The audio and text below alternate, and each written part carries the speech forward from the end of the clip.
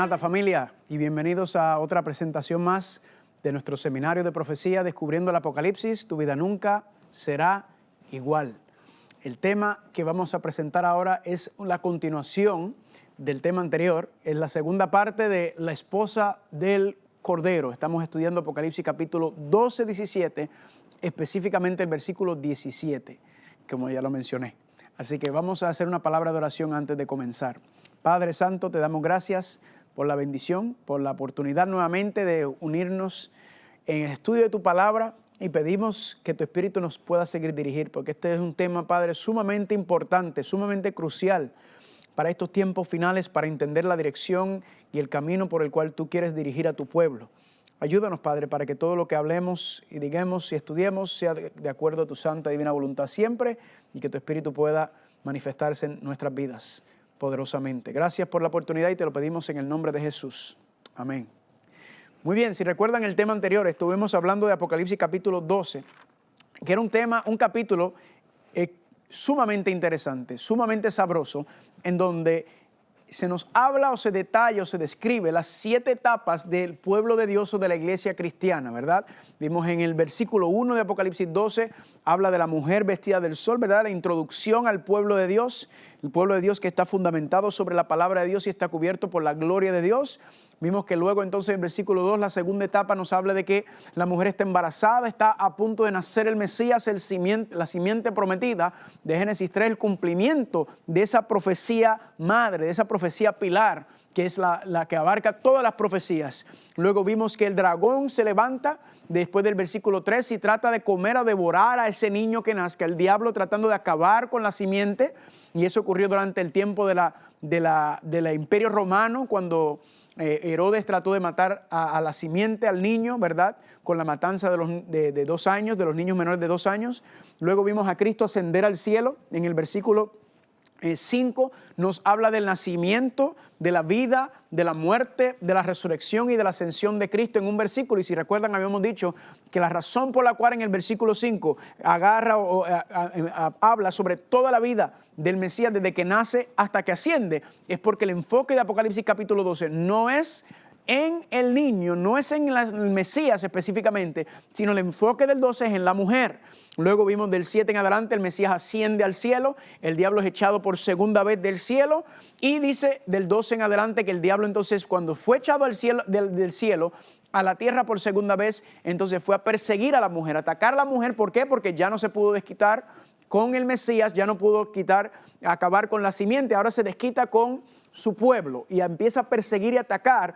Eso ocurre dentro de la persecución cristiana que se levanta en el Imperio Romano, junto con el imperio, ¿verdad?, también del mismo pueblo, los judíos y el Imperio Romano. Luego vimos entonces que nos decía que la mujer huye al desierto. Dios entonces por 1260 años toma a la mujer y al pueblo de Dios fiel y lo lleva al desierto, lo lleva a las montañas, a Francia, a los valdenses, diferentes grupos, protegiendo y cuidando las verdades tan lindas y preciosas.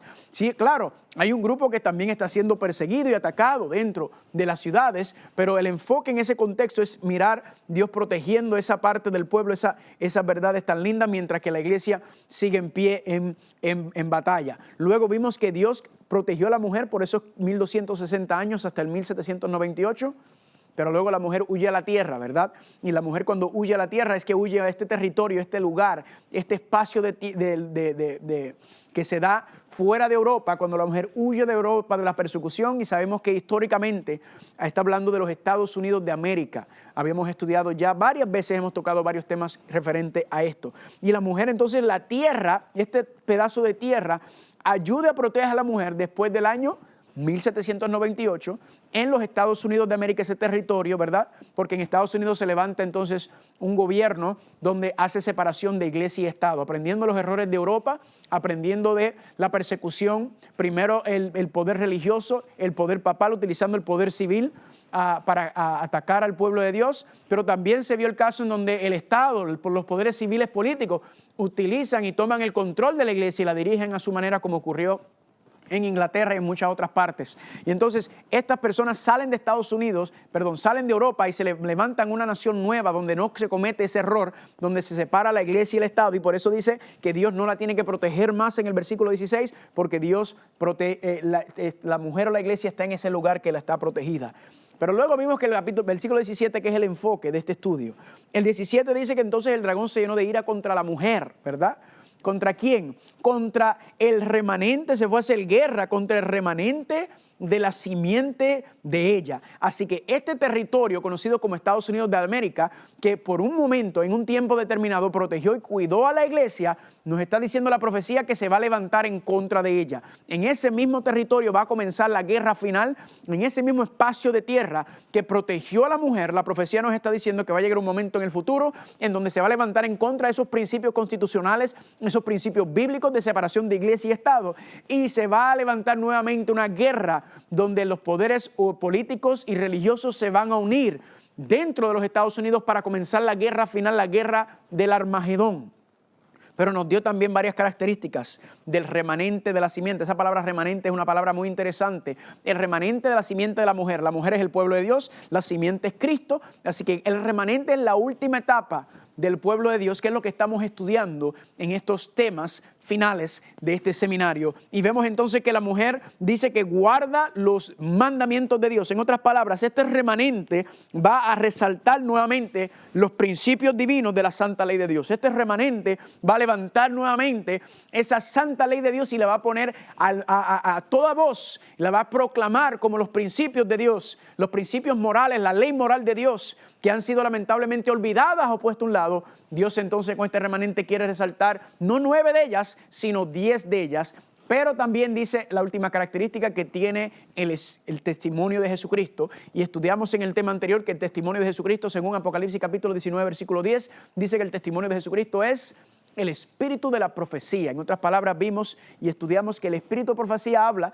El Espíritu, porque el Espíritu Santo es el que da que la revelación de la profecía. En otras palabras, el Espíritu de profecía está mencionándose, o siendo referente, que en esta iglesia remanente va a haber profetas, ¿verdad? A la ley y al testimonio. Como decimos, los mandamientos y el testimonio de Jesucristo se van a manifestar juntos y se van a resaltar nuevamente en esta iglesia remanente, en esta iglesia final. Ahora, analizando el asunto de los profetas, vimos y entendimos que el asunto de los profetas es un asunto muy delicado. Muchas personas automáticamente rechazan cualquier persona que dice ser profeta, y el error de eso es que Cristo no nos dijo en Mateo 24 que cuidar con los profetas. Cristo en Mateo 24 estudiamos claramente, dice cuidado con los falsos profetas. ¿Por qué? Porque van a haber profetas verdaderos, ¿verdad? Porque si no van a haber profetas, entonces profetas simplemente dice olvídense los profetas. Pero él dice cuidado con los falsos profetas, al igual que con los anticristos o los falsos cristos.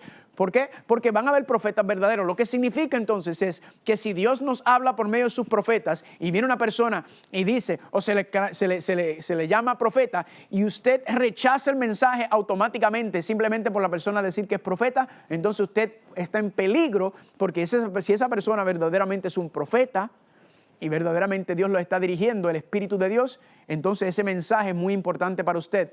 Y recuerden que vimos que el propósito del espíritu de profecía, el propósito de cual Dios envía a sus profetas es para amonestar al pueblo, es para que regrese en el camino. ¿Por qué? Porque lamentablemente el pueblo se ha desviado del camino del Señor y el Señor por medio de sus profetas nos amonesta para que retornemos, para que regresemos en el camino correcto, para que sigamos en su voluntad. ¿Están conmigo? Así que ese es el peligro de automáticamente rechazar un profeta, pero a la misma vez usted no puede tomar a cualquier profeta y decir que cualquier que diga que es profeta, decir que ese es profeta.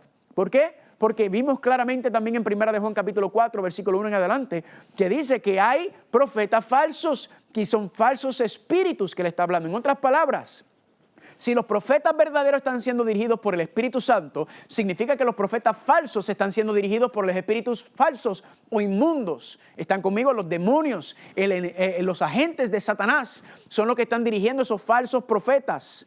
Por eso, familia, puede ser que él sea un espíritu el que le esté hablando a esa persona que dice ser profeta, pero puede ser que sea el espíritu del diablo y no el espíritu de Dios. Entonces, la pregunta que nos hicimos es ¿cómo saber quién es el espíritu, cómo saber quién es enviado de Dios? ¿Cómo saber quiénes son los profetas verdaderos? Pues vimos entonces, familia, que dice que hay que probar a los espíritus, ¿verdad? Hay que probar al profeta. ¿Y cómo se le prueba? Por medio de la palabra de Dios. Vimos que Isaías nos dijo claramente, el profeta Isaías dice a la ley y al testimonio. Si no dijere conforme a eso es porque no les ha amanecido. Si lo que una persona dice, un profeta, un pastor, cualquiera, no va de acuerdo a la palabra de Dios, no va de acuerdo a lo que está escrito, si lo que la persona dice contradice o conflige con la palabra de Dios, entonces nosotros no vamos a hacerle caso a lo que dice la persona. Nuestra lealtad y nuestra obligación y responsabilidad es con la palabra de Dios, como hijos de Dios, aquellos que profesan ser hijos de Dios. Así que estamos buscando entonces, hablándose, cómo encontrar ese espíritu de profecía que se manifiesta en la iglesia remanente, que se manifiesta en los tiempos finales. Y vimos entonces que Dios tiene un método muy interesante que hicimos la introducción en el tema anterior, que es el método de las profecías de tiempo y juicio. Vamos a dar un pequeño repaso para entonces entrar y ver cómo este método nos va a mostrar o manifestar claramente quién es la manifestación del espíritu de profecía en el tiempo final. El repaso del sistema, del protocolo, es en las profecías de tiempo y juicio. Número 1, Dios llama al profeta A. Se levanta el profeta A, Dios le dice al profeta A, dile al pueblo que se ha apartado, que amonéstalos, que regresen al camino y dile que en determinado tiempo yo voy a enviar un juicio. ¿Para qué? Para purificar y limpiar mi iglesia. Entonces, ¿qué hace Dios? Dios viene, envía al profeta A. Recuerda, el profeta A no es verdad presente para él. En otras palabras, no se cumple en el tiempo del profeta A. En la mayoría de los casos en la Biblia que se ve este método, el profeta A o muere o se va del lugar. Luego, ¿qué ocurre? A medida que se vaya acercando el final de ese tiempo profético, Dios levanta a un profeta B. Y Dios levanta al profeta B y le dice al profeta B, mira, profeta B, ¿te acuerdas lo que habló el profeta A? Pues mira, esa profecía de tiempo y juicio está por cumplirse ahora. Ahora viene el juicio en este tiempo, así que amonesta al pueblo para que se enderezcan, porque voy a purificar mi iglesia, mi pueblo, y voy a sacar un remanente, y ese remanente va a seguir cumpliendo la misión que tengo para ellos. ¿Y qué ocurre? Viene efectivamente, cuando se acaba el tiempo profético, Dios envía el juicio y Dios entonces saca un remanente. Ahora, en la Biblia hay muchísimos ejemplos de este método de profecía de tiempo y juicio. Solamente voy a mencionar algunos por asunto de tiempo, porque queremos enfocarnos en específicamente el que estamos estudiando, relevante a Apocalipsis capítulo 12, versículo 17. Ahora, ¿hay este método de profeta A, profeta B con profecía de tiempo? Sí. Por ejemplo, el primer ejemplo lo encontramos con Enoc, ¿verdad? Enoc era el profeta A. Dios le dio una amonestación a Enoc. Eso tú lo puedes encontrar en Judas, versículo 14 y 15, el libro de Judas, donde dice que Enoc es profeta. Y Enoc se le da entonces una profecía, ¿verdad? Se le dio una profecía de 969 años. Y cuando estudias la Biblia, es un estudio fascinante donde usted ve que entonces Matusalén, que es el papá de Enoc, es el papá de Matusalén. Enoc le pone entonces a su hijo Matusalén, que significa cuando llegase el juicio será enviado, ¿verdad? Cuando llegase el tiempo será enviado el juicio, lo que significa el nombre de Matusalén. Al morir, cuando llegare la muerte de Matusalén, será enviado el juicio. Y vimos entonces cuando hace los cálculos, desde Enoc hasta Matusalén, hasta Lamec, hasta que nace Noé, hay 969 años en ese periodo de tiempo, desde el nacimiento de Matusalén. Él muere a los 969 años. Enoc, profeta A, dice, cuando muera Matusalén, será enviado el juicio. Efectivamente, cuando hace los cálculos, Matusalén tenía 369 años. Esto es según Génesis, capítulo 5, los cálculos. Matusalén tenía 369 años cuando nació Noé. Y luego dice que en Génesis capítulo 6, y 7, cuando nos habla del diluvio, específicamente el capítulo 7, versículo 11, dice que a los 600 años de la vida de Noé llegó el diluvio. Pues si Matusalén tenía 369 años cuando nació su nieto Noé, y luego dice que Noé cuando llegó el diluvio tenía 600 años, ahí usted hace la suma y ahí están los 969 años, efectivamente. ¿Y qué ocurrió?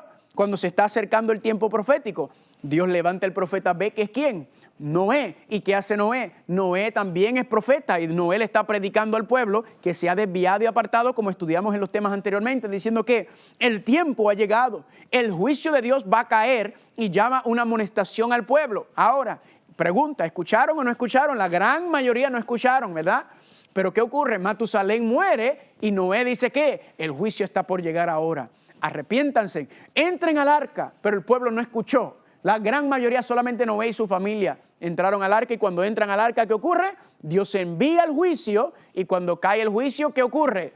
Dios purifica su pueblo y Dios saca un remanente fiel. Amén. Ahí es uno de los muchos métodos que encontramos. Otro método también que encontramos con este mismo con este mismo sistema, lo encontramos también con Abraham y Moisés, lo encontramos también con Jeremías y Daniel, ¿verdad? Abraham era el profeta A, Moisés el profeta B, Jeremías era el profeta A, Daniel el profeta B. Específicamente, si recuerdan, habíamos estudiado que Jeremías, Dios le dijo que iba a tener al pueblo en Babilonia por 70 años, ¿verdad? De 70 años Dios iba a castigar al pueblo, el profeta A. Así que arrepiéntanse de sus pecados, enderezcan el camino. ¿Escucharon al profeta A de Jeremías? No lo escucharon. ¿Y qué ocurrió? Cuando se estaba cumpliendo los 70 años, vimos que Dios levanta el profeta B, que es Daniel.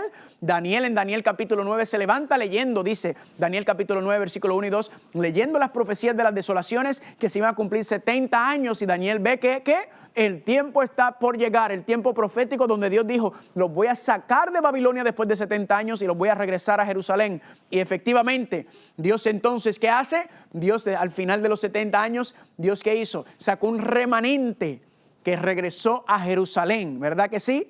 Que los llevó a Jerusalén cumpliendo el periodo profético. También tenemos a Daniel, donde Daniel participa como el profeta A, ¿verdad? Daniel fue el profeta B en la ecuación entre Jeremías y él, pero también vemos a Daniel como profeta A, el profeta que Dios levanta para dar el mensaje de juicio y de tiempo, y vimos que Dios también le dio en Daniel capítulo 9 la profecía de las 70 semanas, que también lo habíamos estudiado, y Dios dice que 70 semanas, que vimos que eran 490 años, Dios le iba a dar ese tiempo de probatoria, pero que al final de los 70 semanas o los 490 años, Dios iba a traer un juicio sobre Israel. ¿Para qué? Para purificar y limpiar al pueblo, para que se enderezcan, para que reconozcan. Y sabemos que entonces Daniel profetizó sobre esa profecía. Daniel, claro, muere, y cuando se levantan los profetas B habíamos estudiado y visto, no como profeta B, pero sí dentro del contexto, Juan el Bautista, Jesucristo y también a Esteban, ¿verdad? Los tres llegan a profetizar que el tiempo está cumplido, Dios va a enviar un juicio, que se arrepiente el pueblo, que se enderezcan, y claro, no quisieron aceptar a Jesucristo, y Esteban marca el fin de esos 70 semanas, 490 años. Ellos son los profetas B. ¿Y qué hace Dios? Sacó Dios un remanente, pueblo fiel de entre el pueblo cuando cae el tiempo del juicio. Efectivamente, Dios sacó, y ahí comenzó lo que conocemos hoy como la iglesia. Pero esa no es la única profecía donde Daniel es el profeta A. Si recuerden, habíamos estudiado en Daniel capítulo 8, cuando estudiamos el tema del Yom Kippur, del día de expiación, y vimos que hay una profecía en Daniel capítulo 8, 13 y 14, donde dice, Daniel, se le dijo claramente, hasta 2300 días, sí, que son años, ¿verdad? 2300 tardes y mañanas, que son 2300 días, que ya habíamos estudiado el principio profético de que un día profético es equivalente a un año literal que se aplica en las profecías de tiempo, y vimos que decía que 2300 años que el santuario sería purificado. Cuando estudiamos ese tema, habíamos estudiado y visto que el santuario purificado era ¿qué? Era el comienzo del juicio, porque el santuario cuando se purificaba en el día de expiación, ¿verdad? Pero esa profecía directamente ligada sobre el juicio no estaba ligada en el viejo pacto, en el santuario terrenal, con el sacerdocio terrenal, sino esa profecía se iba a cumplir en el verdadero gran juicio que iba a comenzar en el santuario celestial por medio de ¿quién? Por medio del verdadero sumo sacerdote que es Cristo Jesús. Gloria a Dios por eso. Entonces, ¿cómo está relacionado todo eso, familia? Significa entonces que algo iba a pasar en 1844 porque Daniel es el profeta A. Daniel habla del juicio que iba a llegar al final de ese tiempo profético de los 2300 años. Significa que cuando se esté acercando al final de los 2300 años, ¿qué tiene que hacer Dios? Dios entonces va a levantar un profeta B al final de esos 2300 años para hablar de ¿qué? El profeta B, recuerden, nunca habla lo que quiere hablar. El profeta B lo que habla inicialmente es el mensaje de tiempo, de la verdad presente, del mensaje de juicio y tiempo que Dios le dio al profeta A. En otras palabras, familia, si ese tiempo profético culmina en el 1844, como ya habíamos estudiado, significa que Dios entonces alrededor de 1844 tiene que levantar, ¿qué cosa? Un profeta B. Un profeta B que se va a levantar a hablar de ¿qué cosa? Pues tiene que hablar de lo que está hablando Daniel, del juicio en el lugar santísimo. Tiene que hablar de la ceremonia, del cumplimiento profético de la ceremonia, del día de expiación en donde el sumo sacerdote entraba al lugar santísimo, ¿verdad? No ahora en un santuario terrenal, sino en el celestial. Y la pregunta es, ¿será que ocurrió eso alrededor de 1844? Pues es interesante notar, si usted estudia, que se da cuenta que alrededor de 1844 se levantaron muchos movimientos, tanto seculares como también cristianos, ¿verdad? Se levanta la ciencia cristiana, los mormones, los testigos de Jehová, la nueva era, el Bahá'í, el espiritismo moderno, la teoría de la evolución, el comunismo con Marx y Engels y muchas otras filosofías y escuelas de pensamientos. Todos se levantan alrededor de 1844. Y la pregunta que nos hacemos es, ¿por qué alrededor de esa fecha se levantan tantos movimientos, tanto dentro del movimiento cristiano como también fuera, seculares? Y la contestación es sencilla, porque el diablo sabía que Dios iba a hacer algo al final de los 2300 días, de los 2300 años. El diablo sabe que Dios siempre cumple su propósito y siempre levanta un profeta B para un llamado de amonestación. Y el diablo sabía que algo iba a pasar, así que el diablo, ¿qué hace? Como decimos nosotros en Puerto Rico, tiró todos los cartuchos que tenía. Tiró todo lo que tenía, ¿para qué? Para crear confusión, para que nadie pudiera darse cuenta de dónde se iba a levantar este movimiento que Dios iba a traer para traer amonestación al pueblo, para enderezar al pueblo y prepararlo para la última etapa del ministerio sacerdotal de Cristo Jesús en el santuario celestial, cuando comienza el gran día del juicio. Ahora, cuando usted analiza especialmente los movimientos cristianos que se levantan, como el pentecostalismo, como los mormones, como muchos otros movimientos que se levantan alrededor de ese tiempo, y usted va y estudia a los profetas de cada movimiento, porque cada movimiento dice tener sus respectivos profetas, usted notará algo común entre todos ellos. Hay algo uniforme entre cada uno de los profetas de esos movimientos que se levantan en 1844. ¿Y cuál es la uniformidad? ¿Cuál es lo que tienen todos en común? Que ninguno de esos profetas habló o mencionó absolutamente nada de Daniel capítulo 8, 13 y 14. Ninguno de esos profetas que dicen se levantaron, ninguno habló nada sobre el cumplimiento de la profecía de los 2300 años y de Cristo entrando al lugar santísimo en el santuario celestial. Ninguno. Pero alrededor de este tiempo sí hubo una persona que se levantó alrededor de 1844 y sí habló sobre este evento tan importante y tan esencial del ministerio de Cristo en el santuario celestial. Y esta persona que se levantó alrededor de 1844 se llama la joven Elena G. de White.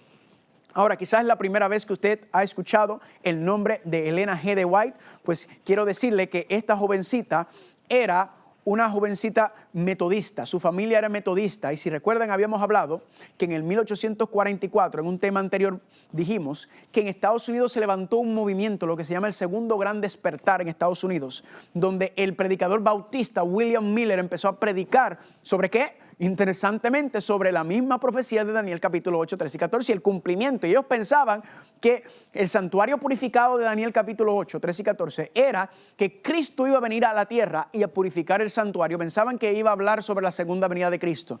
Pero, lamentablemente, Cristo no llegó para esa fecha. Y las personas entonces se burlaron, se mofaron de ellos. Y el asunto es que ellos, aunque genuinamente fue un revivamiento donde los historiadores y los periódicos de los tiempos dicen que el 25% de la población en Estados Unidos y también en Europa estaban involucrados. Fue una cosa donde se unieron cristianos de todas denominaciones, metodistas, bautistas, anglicanos, todos luteranos, todos, porque la profecía fue una cosa espectacular. Ellos estudiando la profecía pensando que estos eventos iban a ocurrir. ¿Qué fue lo que pasó? Ellos, al igual que los discípulos, fueron chasqueados. Estaban correctos sobre las fechas, pero el evento lo tenían equivocado. Pensaban que Cristo iba a venir a la tierra y no estaban conscientes sobre el santuario celestial. ¿Y qué ocurrió? Pues esta joven Elena G. de White con su familia, ellos se unieron a este grupo. De hecho, los echaron de la iglesia metodista por unirse al movimiento de William Miller. ¿Y qué pasó? Luego que cayó lo que se conoce como el gran chasco, la gran decepción, la gran mayoría de los que pertenecían a ese movimiento se esparcieron y se fueron. Pero quedó un grupo, quedó un remanente entre ellos que siguieron estudiando y ellos entendiendo y viendo, diciendo, este movimiento, hay algo aquí demasiado poderoso, muy espectacular lo que Dios hizo con nosotros y el cambio que trajo en nuestra vida. Y dijeron, algo más hay. Y estas personas siguieron estudiando y orando juntos y eventualmente a esta jovencita Elena G. de White, entonces Dios le empezó a hablar y Dios le empezó a mostrar algo sobre esa misma profecía de Daniel capítulo 8, el 13 y 14, el cumplimiento y lo que había ocurrido, no en el santuario como en la tierra, sino en el santuario celestial. Le quiero leerle esta cita que aparece en el libro Primeros Escritos. El libro Primeros Escritos, capítulo número 6. Noten lo que ella misma dice. Se me mostró que los mandamientos de Dios y el testimonio de Jesucristo acerca de la puerta cerrada no pueden separarse. Y que el tiempo en que los mandamientos de Dios habían de resplandecer en toda su importancia, y cuando el pueblo de Dios había de resplandecer en toda su importancia, y cuando el pueblo de Dios había de ser probado acerca de la verdad del sábado, era cuando se abriese la puerta en el lugar santísimo del santuario celestial, donde está el arca que contiene los 10 mandamientos. Espectacular. Ella, ¿de qué está hablando? Ella está hablando, y esto ya lo escribió en el 1849, ella está diciendo que está haciendo referencia directa al lugar santísimo del santuario celestial. Noten cómo sigue diciendo.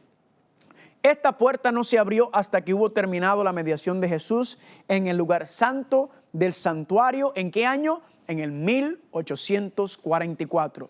Entonces Jesús se levantó, cerró la puerta del lugar santo, dice aquí. Noten cómo ella está hablando del lugar santísimo, del lugar santo pasó al lugar santísimo en el 1844 y dice, y abrió la que da al santísimo y pasó detrás del segundo velo donde está ahora al lado del arca. Familia, esto es increíble, porque cuando vemos el método bíblico y encontramos que hay profeta B, tiene que hablar de lo que mencionó el profeta A, que en este caso es Daniel. Vemos este cumplimiento de una manera clara y directa. Yo quedé asombrado cuando vi esto porque dije, espérate, esta jovencita verdaderamente está hablando de lo que pasó en el tiempo de Daniel. Pero, ¿qué fue lo que pasó en 1844? ¿Verdad? Ella también habla sobre lo que ocurrió. Dice, en el mismo libro, capítulo 56, Jesús no vino a la tierra como lo esperaba la compañía que la guardaba gozosa, para purificar el santuario. Recuerden que pensaban que el santuario era la tierra. Limpiando la tierra por fuego. Vi que era correcto su cálculo de los periodos proféticos, ¿verdad? Tenían el tiempo profético acertado. ¿Cuál fue el problema? El tiempo profético había terminado en el 1844 y Jesús entró en el lugar santísimo para purificar el santuario al fin de los días. La equivocación de ellos consistió en no comprender lo que era el santuario ni la naturaleza de su purificación. Espectacular, familia. Ella va directamente al grano. Dios entonces, hablando por medio de esta joven, la joven Elena G. de White, que le dice de qué ella habla. El primer libro que escribe se llama Primeros Escritos y va directamente al punto, al asunto de qué, del cumplimiento profético de la profecía de Daniel capítulo 8, 13 y 14, en donde resalta el ministerio sacerdotal celestial de Cristo cuando pasa del lugar santo al lugar santísimo en el 1844. Y yo digo, gloria a Dios por eso. ¿Por qué? Porque usted no va a encontrar a ningún otro profeta mucho menos durante esta época de 1844, donde hablan o mencionan algo sobre Daniel. De hecho, todos esos movimientos, todas esas iglesias que se levantaron alrededor de 1844, todavía hasta el sol de hoy, ninguno de ellos hace mención, ni estudian, ni hablan de la profecía de Daniel capítulo 8, versículos 13 y 14. Solamente la hermana White se levanta. Ahora, quiero hacer una aclaración sobre el ministerio de la hermana White, ¿verdad? Quiero decirles que yo llevo dentro de la iglesia adventista 11 años desde que me bauticé. Y dentro de esos 11 años, familia, yo llegué a la iglesia, olvídese, yo había aprendido todas estas verdades, tuve muchos años después de ser ateo y después de buscar en otras religiones y dentro del cristianismo. Y cuando aprendo todas estas verdades tan lindas y tan preciosas que enseña la iglesia adventista, yo entro y me encuentro en la iglesia adventista con muchas personas que yo le llamo los helenistas, ¿verdad? Y de hecho, cuando yo estoy entrando a la iglesia, cuando estoy estudiando con los adventistas, también me voy a internet a buscar. Y mucha gente me advirtieron. O en el internet decía, cuidado con los adventistas. Ellos son helenistas. Ellos siguen a la hermana White. Ellos, sus doctrinas, ellos adoran a la hermana White, ¿verdad? Y me advierten sobre ella. Si usted se dio cuenta, este seminario tiene 32 temas.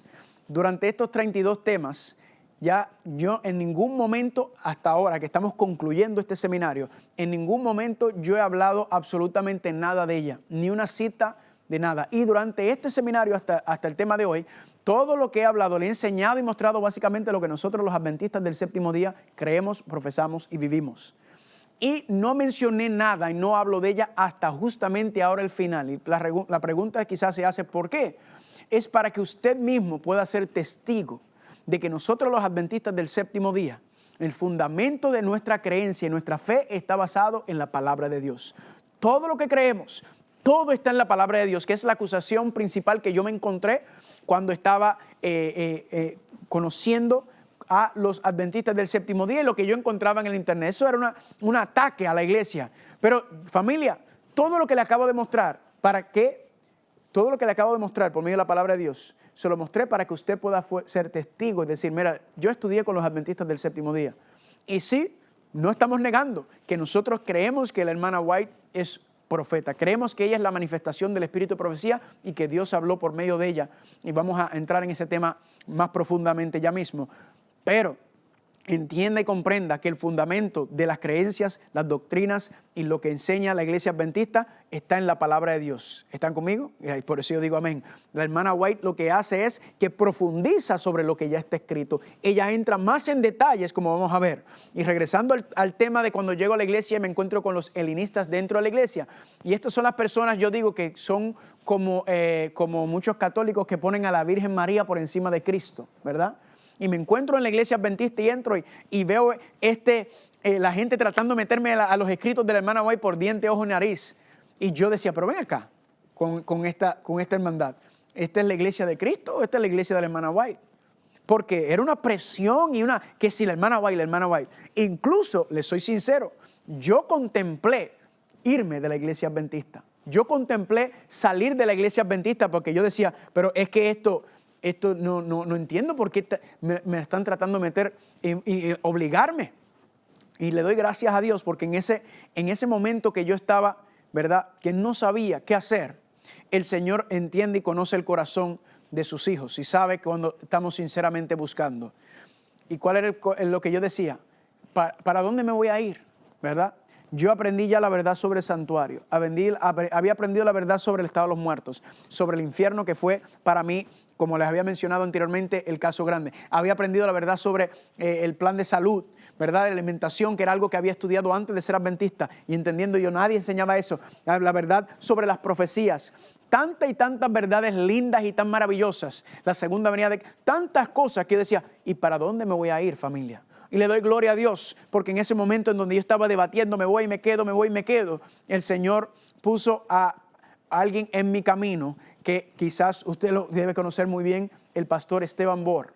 el pastor Esteban Mora y su ministerio crearon una serie de temas que se llama Creed a sus profetas. Y en ese momento en mi vida que yo estaba entrando a la iglesia, me había bautizado, estaba con esta lucha para atrás y para adelante, esa serie cayó en mis manos y yo la vi, Creed a sus profetas. Y le doy gracias a Dios que después de ver esa serie de 10 temas sobre creer a sus profetas, yo entendí una cosa al final de esa serie. Yo dije, verdaderamente, la hermana Elena G. de White, Dios la utilizó de manera poderosa. Esa serie me mostró a mí que el problema no es la hermana White, el problema son muchos de los helenistas que te la quieren meter por ojo, diente y nariz y que te quieren obligar a creer en él. Cuando uno está nuevo en la fe, uno viene creciendo, ¿verdad? Y ellos querían obligarme y yo no estaba listo para eso, pero le doy gracias a Dios por esa serie que creó el pastor Bor, que me ayudó a mí a entender y comprender la naturaleza del ministerio de la hermana White. Así que le doy gloria a Dios por eso. Porque todas estas verdades tan preciosas tomaron el santuario, el sábado, ¿verdad? Todo esto comenzó y llegó a mi vida. Pero verdaderamente, aunque esa serie lo que me dio fue me abrió la cosquilla de decir, espérate un momento, la hermanita White tiene algo. Entonces yo empecé a leerla por mi propia cuenta, ¿verdad? Y yo empecé a leer, y yo les comparto, el primer libro que leí de ella por mi propia cuenta, ¿verdad? No obligado, sino que yo deseé leerlo, se conoce como El Camino a Cristo. Si usted no ha leído El Camino a Cristo, usted puede hacer cualquier búsqueda en internet y puedes poner El Camino a Cristo y le va a aparecer el libro. Es el segundo libro más traducido en la historia del mundo después de la Biblia. Y de hecho es mi segundo libro favorito después de la Biblia. Y si usted lee, yo tomé El Camino a Cristo, son 14 capítulos, usted lo puede leer un capítulo por día, usted lo lee en 2 semanas. Después de yo leer esa serie, yo quedé con la boca abierta. Y yo me di cuenta, esta mujer verdaderamente fue inspirada por Dios. Ese libro, El Camino a Cristo, es una obra de arte, es una cosa espectacular. De hecho, cada año me gusta releerlo para volver a esa esencia. Y yo me di cuenta de algo, que la hermana White sabe lo que hace. Ella toma lo que está escrito y ella entra profundamente en lo que está aquí. Después de leer El Camino a Cristo, quedé fascinado y seguí leyendo más y más de los libros que ella escribió. No me malentienda, la Biblia es mi plato fuerte todos los días, pero los escritos de la hermana White son como un postrecito para mí. Y yo junto con el Espíritu de Profecía seguía leyendo y estudiando la Biblia y me daba cuenta, quedaba fascinado con las cosas que estaba viendo. Ella entra en detalle, ella es como una lupa que entra dentro de los versículos y va profundizando. ¿Y sabe lo que me di cuenta? Me daba cuenta que a medida que más leía los escritos de ella, más entendía la palabra de Dios. Me daba cuenta que a medida que más seguía buscando y leyendo juntos, le entendía más. Ahora, si entiendo la Biblia mejor, significa que voy a entender mejor a Dios. Y si entiendo mejor a Dios, significa que voy a ¿qué? Voy a conocer mejor a Dios, voy a amarlo más y me voy a seguir enamorando de Dios. Me daba cuenta que los libros de ellas fueron una ayuda para profundizar y crecer en el estudio de la palabra de Dios. Y por eso yo entendí y yo dije, gloria a Dios, verdaderamente esta mujer fue inspirada por el Señor. Pero, aparte de todo eso, ¿verdad? Y lo invito a usted, si está viendo esta programación, a que vaya y busque El Camino a Cristo. Ese primer libro es quizás el básico, el fundamental para empezar. Lea, póngase en oración y dígale, Señor, muéstrame si esta mujer verdaderamente es profeta. Recuerde, porque si lo es verdaderamente y usted está rechazando el mensaje de ella, entonces usted está en peligro, porque el profeta nos amonesta a seguir el camino fiel y verdadero. Y lo invito a que lo lea en oración y ver si usted no va a quedar impresionado, porque ella todo te lleva y te empuja a la palabra de Dios. Pero hubo algo que leí que verdaderamente impactó mi vida, que me hizo saber y entender, esta mujer es verdaderamente un instrumento de Dios. Y esto lo leí, lo voy a compartir con ustedes ahora, un pedazo de lo que se conoce como el libro El Conflicto de los Siglos. El Conflicto de los Siglos fue el libro que ella escribió dentro de su comentario sobre la Biblia. Ella tiene un comentario de 5 libros relacionados a la historia de la Biblia: Patriarcas y Profetas, Profeta y Reyes, Deseado de toda la gente, Hechos de los Apóstoles y El Conflicto de los Siglos. Esos 5 libros usted lo puede leer junto con la Biblia y van como un comentario. Pero en este Conflicto de los Siglos, que está hablando de los tiempos finales, noten lo que ella dice. Ahora, quiero que entiendan que ella escribió El Conflicto de los Siglos en el año 1888. Escúcheme bien, 1888. ¿Por qué esa fecha es tan importante? Por varias razones, entre otras. Pero vamos a ver que la herida de la bestia, si recuerdan, habíamos estudiado, comenzó a sanar en el año 1929. Recuerden eso. 1929 fue cuando Mussolini le devolvió el poder político civil al papado y comenzó la herida a sanar. ¿Y qué ocurrió? en 1888, o sea, casi 40 años antes, miren lo que ella escribió en El conflicto de los siglos. Dice así, capítulo 36, la libertad de conciencia amenazada. Dice ella: la Iglesia papal no abandonará nunca su pretensión a la infalibilidad. Todo lo que ha hecho al perseguir a los que rechazaban sus dogmas, lo da por santo y bueno. ¿Y quién asegura que no volvería a las andadas siempre que se le presente la oportunidad? Noten cómo ella está hablando de qué, de la pretensión infalible que hace la Iglesia papal. Sigue diciendo: derróguese las medidas restrictivas impuestas en la actualidad por los gobiernos civiles. Eso está haciendo una referencia directa a la separación de Iglesia y Estado. Derróguese eso y déjesele a Roma que recupere su antiguo poder, y se verán resucitar en el acto su tiranía y sus persecuciones. En otras palabras, ¿qué está diciendo? Que Roma va a llegar, va a volver a tomar el poder civil político que había perdido en el 1798, lo va a retornar nuevamente al quitar o a derrogar la separación de Iglesia y Estado. Familia, escúchame bien, esto lo escribió en 1888 y esto comenzó a sanarse la herida en el 1929. Seguimos leyendo para seguir creando contexto.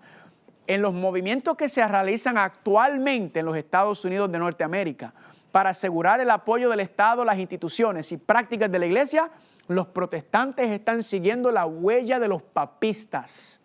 Más aún, eso es lo que habíamos hablado sobre el movimiento ecuménico, ¿verdad? Más aún está abriendo la puerta para que el papado recobre en la América protestante la supremacía que perdió en el viejo mundo. Familia, increíble. Es como si ella estuviera viva hoy, porque ¿qué está ocurriendo hoy en día? Recuerden, 1888, hoy en día, eso mismo es lo que está ocurriendo.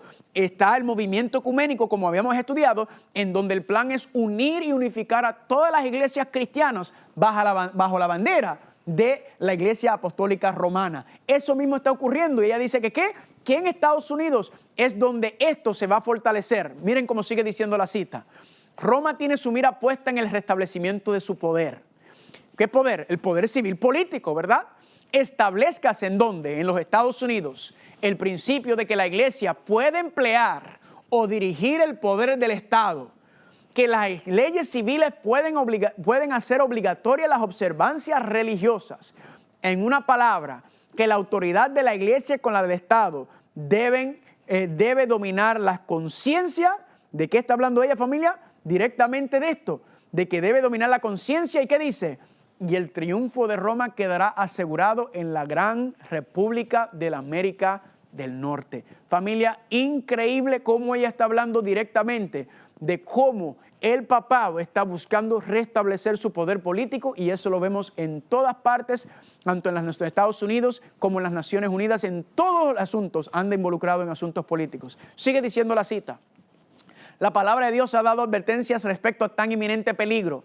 Descuide estos avisos y el mundo protestante sabrá cuáles son los verdaderos propósitos de Roma. Pero ya será tarde. ¿Para qué? Ya será tarde para salir de la trampa. Está diciendo ella que esto es lo que está, y esto está advertido en la palabra de Dios. ¿En dónde? En el libro de Apocalipsis, en las profecías de Apocalipsis y en otras partes de la Biblia también, pero especialmente Daniel y Apocalipsis nos hablan del restablecimiento de la herida sanada, cuando se recupere y restaure el poder civil nuevamente, que habíamos visto que es cuando Estados Unidos le levante la imagen de la bestia. Sigue la cita. Roma está aumentando sigilosamente su poder. Sus doctrinas están ejerciendo su influencia. ¿En dónde? En las cámaras legislativas, en las iglesias protestantes y en los corazones de los hombres. Familia, esto se está cumpliendo al pie de hoy. Es increíble que esta mujer en 1888 haya escrito esto, y es como si estuviera pasando frente a nuestros ojos. Cómo está tomando poder civil, cámaras legislativas. Recientemente el papado estuvo hace unos años atrás en Estados Unidos, en el Congreso, hablando. Va a las Naciones Unidas, va a todas partes. Pero vamos a seguir con la cita, porque esto es espectacular. Ya está levantando sus soberbias e imponentes edificios, en cuyos secretos recintos reanudará sus antiguas persecuciones. Está acumulando ocultamente sus fuerzas y sin despertar sospechas para alcanzar sus propios fines. ¿Para qué? Y para dar el golpe en su debido tiempo. Todo lo que Roma desea es asegurarse alguna ventaja. Familia, ¿está cumpliéndose esto al pie de la letra? Sí, claramente. Y sigue diciendo, y esta ya le ha sido concedida. Pronto veremos y palparemos los propósitos de Roma, del romanismo. Familia, es increíble. Le hago una pregunta. ¿Cómo es que ella puede decir con tanto lujo de detalle, tan específicamente, las cosas que están ocurriendo hoy en día? ¿Cómo es que ella pudo haber visto estos eventos si no es que Dios se los reveló? Increíble, familia. En 1888 fue cuando Él le llevó esta revelación. Y estamos, familia, hoy en día viendo exactamente esto cumpliéndose al pie de la letra. Fascinante, familia, es lo que estamos diciendo. Y es lo que hemos estado hablando. Cómo el Señor la utiliza a ella, cómo el profeta nos trae advertencia, amonestación para que nos demos cuenta. Y no nada, pero sin embargo, usted lo que ve en el cristianismo es que todo el mundo está ¿qué? Todos están corriendo hacia el papado. Todos están buscando la unidad. Y la advertencia en Apocalipsis es no unirnos a ella, no seguir, no beber de su vino, de sus abominaciones, de sus doctrinas, de sus enseñanzas. Y de hecho, familia, cuando hablamos y analizamos en la Reforma Protestante, cuando lo hacemos a la luz especialmente de los 7 sellos de Apocalipsis y de las 7 iglesias, es interesante notar que en el tercero y cuarto sello, el tercero y cuarto iglesia, se resalta cuando se levanta este sistema apóstata, este sistema papal, ¿verdad? Y se levanta a hacer ¿qué? Empieza a pisotear las verdades de Dios, empieza a deformar, empieza a pisotear, a adulterar las enseñanzas de la Biblia. Pero luego vemos también que aunque eso está ocurriendo en el tercero y cuarto sello, iglesia, también vemos que en el quinto al séptimo sello, Dios levanta el movimiento protestante. Dios entonces levanta la reforma protestante. ¿Qué significa reforma protestante? La palabra lo dice. Reforma, reformar. ¿Qué está reformando? La reforma protestante está reformando las verdades de Dios, las verdades bíblicas que fueron pisoteadas, deformadas, adulteradas por medio del sistema romano. Están reformando esas verdades que fueron pisoteadas. ¿Están conmigo? Y protestante, ¿por qué? Porque está protestando sobre sus enseñanzas, sus doctrinas y sus prácticas. Eso es lo que la Reforma Protestante Dios levanta por medio del quinto, sexto y séptimo sello. Y cuando vemos entonces, familia, la restauración del plan de salvación, especialmente cuando miramos el santuario, habíamos visto cómo entonces ha pisoteado el santuario, cómo el papado ha pisoteado las verdades tan lindas de Dios por medio de los muebles. Y cuando analizamos los 6 muebles del santuario, el primero se encuentra en el altar de sacrificio, que representa ¿qué? La muerte de Cristo Jesús. Segundo, el bautisterio, el lavacro, representa el bautismo, ¿verdad? Luego entramos al lugar santo, tenemos los panes de la proposición, tenemos el altar de incienso y que tenemos el candelero, ¿verdad? La palabra de Dios, la oración, la testificación, la santificación, la luz, la gloria de Dios a base de esas 3. Y luego en el último lugar tenemos entonces en el lugar santísimo, ¿qué cosa? Tenemos el arca del pacto, ¿verdad? La obra de sumo sacerdocio de Cristo en esa última fase ministerial. ¿Qué es lo que estaba mostrándonos Dios por medio del santuario y la Reforma Protestante? Cómo cada parte de la Reforma Protestante fue restaurando y levantando estas verdades tan lindas. Me explico. El primer mueble fue ¿quién? Martín Lutero, ¿verdad? Los luteranos levantan, ¿qué levantan? Levantan la verdad sobre la justificación por la fe, que nuestra salvación no es por medio de obras, sino que nuestra salvación proviene por medio de los méritos y la gracia de Dios. Claro, la manifestación de esa gracia y de haber aceptado a Jesucristo, de habernos humillado, de habernos arrepentido, es que se va a manifestar entonces un cambio en nuestra vida, se van a ver las obras de Dios. Pero la base y el fundamento es la muerte de Cristo. Segundo mueble, ¿cuál es? El bautisterio. ¿Quién restauró la verdad sobre el bautismo? Pues los bautistas, vimos también. Luego la palabra de Dios, ¿verdad? El pan de la proposición en el lugar santo. ¿Quién restauró la palabra de Dios como el principio y el fundamento de todo? Familia, Wycliffe trajo el fundamento de la palabra de Dios de regreso, que de hecho inspiró al Martín Lutero a la justificación por la fe. Luego vemos ¿qué cosa? Vemos entonces el incensario, ¿verdad? Los presbiterianos entonces regresan la verdad de que podemos ir directamente a Dios, que no tenemos que ir a confesar nuestros pecados a un sacerdote, a otro ser humano, sino que podemos venir confiadamente al trono de la gracia y llevar nuestras oraciones al sumo sacerdocio. Luego tenemos el último mueble del lugar santo, ¿verdad? Que es que el candelero. ¿Qué representa el candelero? La luz, la gloria de Dios, la testificación, como la obra de santificación por medio de los primeros dos muebles. ¿Y quiénes fueron los que restauraron esas verdades tan lindas? Los metodistas, ¿verdad? John Wesley, uno de mis teólogos favoritos, restaurando la santificación, la vida transformada por el poder del Espíritu Santo cuando usted le entrega su vida y acepta el sacrificio de Cristo. Eso, familia, lo que vemos en esa etapa. Pero luego, familia, falta un mueble por restaurar. Dentro de la restauración del plan de salvación en el santuario, dentro de la reforma protestante, de restaurar todas las verdades lindas de Dios, que cada uno había sido pisoteado por medio del romanismo, vemos entonces que falta un mueble. ¿Y cuál es el mueble que falta? El mueble que falta es el arca del pacto en el lugar santísimo. Y la pregunta es, ¿en qué quedó? ¿Está restaurado el plan de salvación hasta este momento, hasta el lugar santo del que le mencioné? Los luteranos, los bautistas, los presbiterianos, los metodistas, está restaurado todas las verdades. Noten cómo la reforma protestante fue restaurando cada una de esas verdades que Dios lo utilizó. Pero si recuerdan en Daniel capítulo 8, versículos 13 y 14, ¿qué decía? ¿Hasta cuándo durará la visión? Y él me dijo, hasta 2300 tardes y mañanas o días, y luego el santuario sería ¿qué? Purificado. Noten que hasta este momento el santuario no había sido purificado. Pero ven acá, si usted mira los 6 muebles del santuario, esos 6 principios tan lindos y hermosos del plan de salvación, usted nota que 5 de ellos fueron restaurados, los primeros 5 en el patio y en el lugar santo. Y aún así, ¿qué dice? Hasta 2300 tardes y mañanas el santuario sería purificado. En otras palabras, el plan de salvación que el cuerno pequeño estaba pisoteando en Daniel capítulo 8, que el cuerno pequeño estaba deshaciendo, dice que después de los 2300 años, o sea, después del 1844, es que el santuario sería purificado. ¿Y a qué es referencia está haciendo eso, familia?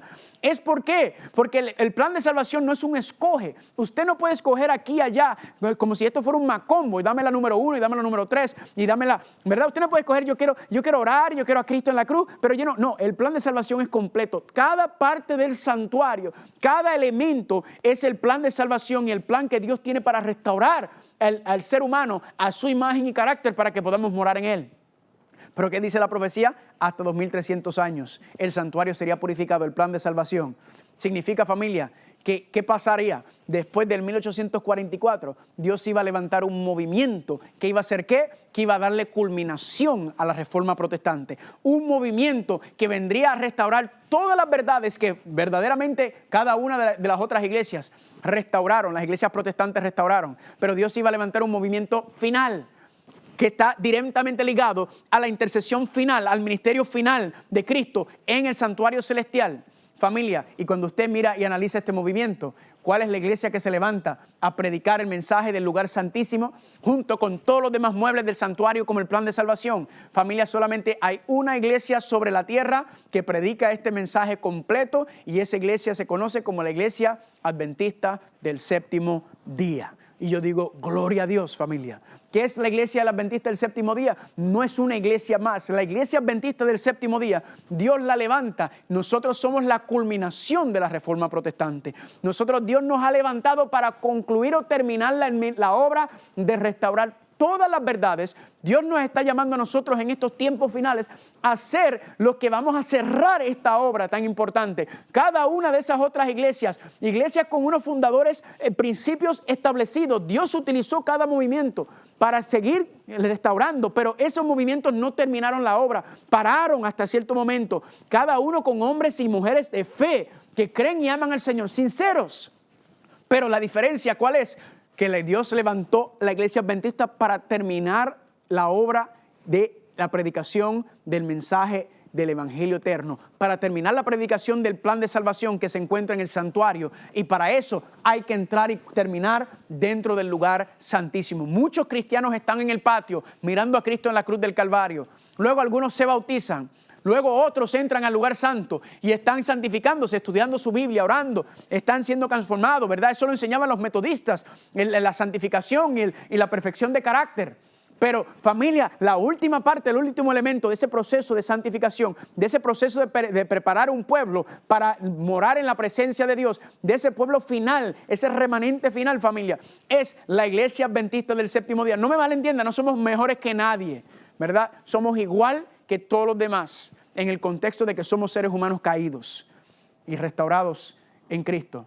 Pero la diferencia es que hemos sido llamados a dar un mensaje especial, diferente, único al mundo. ¿Están conmigo? Y todas las características. Se levanta los Estados Unidos de América. Es una continuación de la Reforma Protestante. Se enseña a guardar los 10 mandamientos, toda la ley de Dios, resaltando la santidad de Dios en su santa ley moral.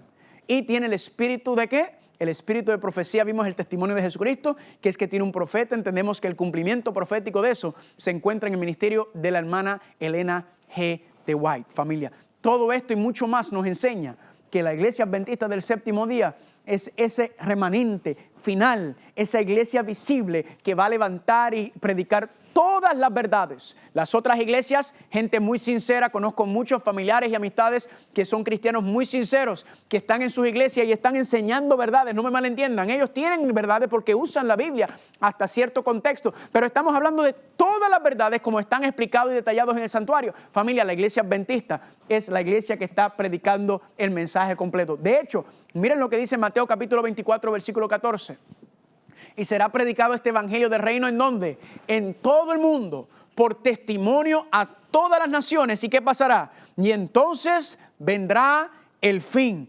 Dice aquí claramente Cristo que habrá un evangelio que será predicado, ¿en dónde? En todo el mundo. Significa que para que el evangelio sea predicado en todo el mundo tiene que ser una iglesia mundial, tiene que ser una iglesia que tiene alcance mundial, tiene que ser una iglesia que tiene el mismo mensaje mundialmente. Y eso, familia, no puede ser una iglesia aquí en esta esquinita, en esa esquina o aquí, no, tiene que tener un mensaje completo. Y noten que el mensaje que será predicado, el evangelio del reino, será predicado a todo el mundo por testimonio y entonces vendrá el fin, lo que significa que este evangelio que será predicado es el que va a preparar al mundo para el fin y para la llegada de Cristo. Le hago una pregunta, ¿cuál es el evangelio que será predicado a todo el mundo para preparar a la humanidad para el fin?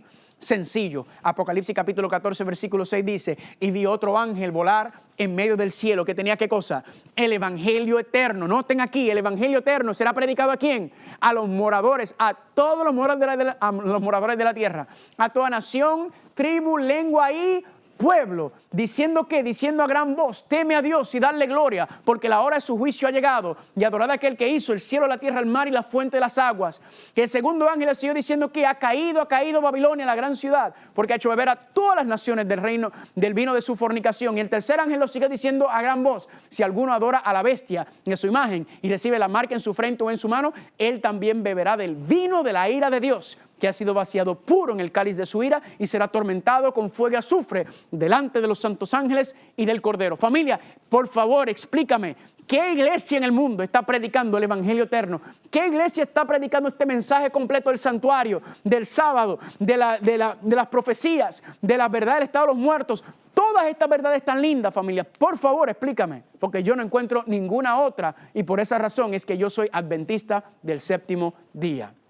Y Proverbios 4:18 dice: mas la senda de los justos es como la luz de la aurora, que va en aumento. Si usted está en una iglesia, en otra denominación, no para nada estamos menospreciando su cristianismo. Usted debe ser un cristiano sincero. Lo que estamos diciendo es que Dios quiere mostrar más luz. Dios quiere traer más, porque dice él en Juan 10:16: tengo otras ovejas que no son de este redil, aquellos también debo traer, y oirán mi voz, y habrá un rebaño y un pastor.